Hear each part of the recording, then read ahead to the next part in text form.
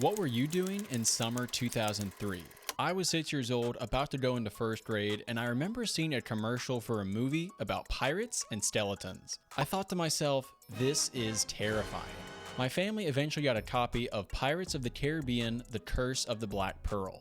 And after 20 years of watching this movie, I can honestly say, this is perfect. From the moment we step foot into the Caribbean, the audience enters an immersive experience, and it's because of the attention to detail in the production design. The production team created massive set pieces, handcrafted pirate ships, and staged scenes in real caves and on real islands. Most of the actors even wore prosthetics and contact lenses to keep the film grounded. Johnny Depp used a genuine pistol on set that was made in London in 1760.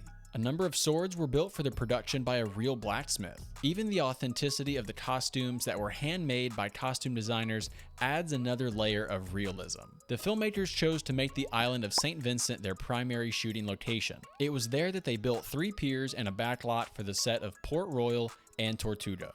These locations feel so real because of the hard work put in by the design team. Another amazing part about the design is the seamless blend of practical effects and CGI. The visual effects bring us into this supernatural story following cursed pirates. Now sure, some of the CGI pirates look a little outdated after 20 years, but most of the visual effects still hold up. The visual effects team worked on hundreds of effect shots and even spent hours just removing modern sailboats that made it into any of the tapes. Every frame in this movie is carefully crafted, and that same amount of detail also went into casting for the characters. At the heart of the story is the lead character, Captain Jack Sparrow, played by the one and only Johnny Depp. You could watch this movie for no other reason than just to be entertained by him. Depp steals the screen with his charm and wit. His mannerisms, quirky gestures, and slurred speech have become iconic, making Jack Sparrow one of the most memorable characters in film. But get this, it almost didn't happen. Disney executives were initially confused and uncomfortable by Depp's flamboyant approach to the character. Depp later recalled saying, "Look, these are the choices I made. You know my work, so either trust me or give me the boot." And luckily, they kept him around. Now, Depp is also surrounded by really talented co-stars. The legend Jeffrey Rush plays Captain Barbossa, who is a perfectly balanced and complex villain. Robert De Niro was initially considered for Barbossa, but he turned it down because he thought the movie was gonna flop. Orlando Bloom plays the traditional pirate hero as Will Turner. Bloom was in his prime at this time, coming fresh off the Lord of the Rings trilogy, and he was partnered with Keira Knightley as the independent Elizabeth Swann. Their chemistry and young love sparks the romance of this film, and as two beautiful people, they achieve that pretty easily. Rush, Bloom, and Knightley all capture the essence of the pirate world in their own way, and each character brings a lot of depth and charisma to their roles, which creates an ensemble cast that is always exciting to watch. The iconic score is a key ingredient in the legacy of Pirates of the Caribbean. The film score was composed by Klaus Badelt, while Hans Zimmer served as music producer.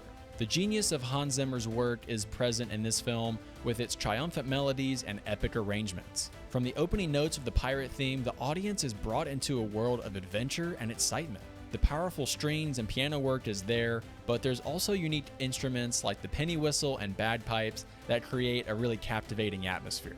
And of course, we cannot forget the legendary track, "He's a Pirate." It's become the identity of the franchise, and it just never fails to ignite our sense of adventure.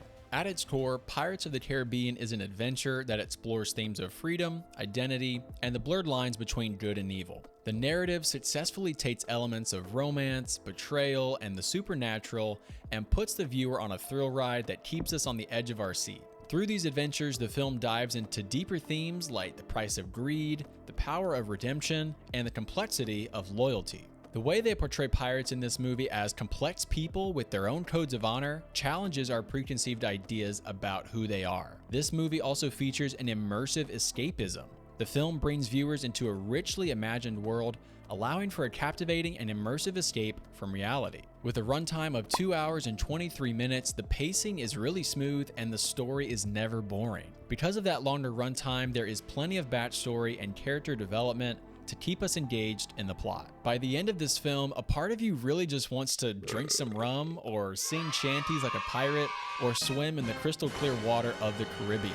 And that's the fascinating effect that movies have over us. This year marks the 20th anniversary of Pirates of the Caribbean, and it's clear that this movie has left a mark not just on pop culture, but on the film industry. The movie's international popularity proves it has unforgettable characters, an instantly recognizable soundtrack, and breathtaking visuals. It also created highly successful sequels that formed a mostly beloved franchise.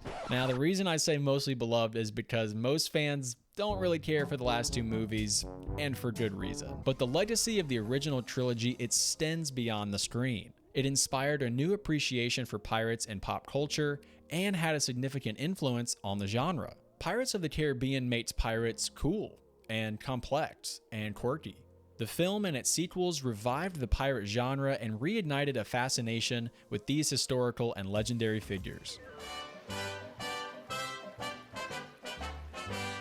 The film drew inspiration from the Disneyland attraction of the same name.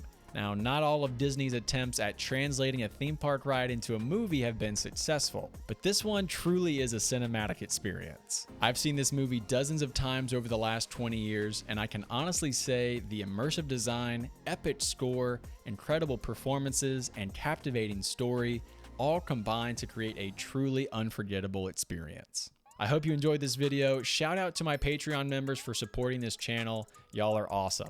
Watch another video by tapping on your screen, and I'll see y'all later.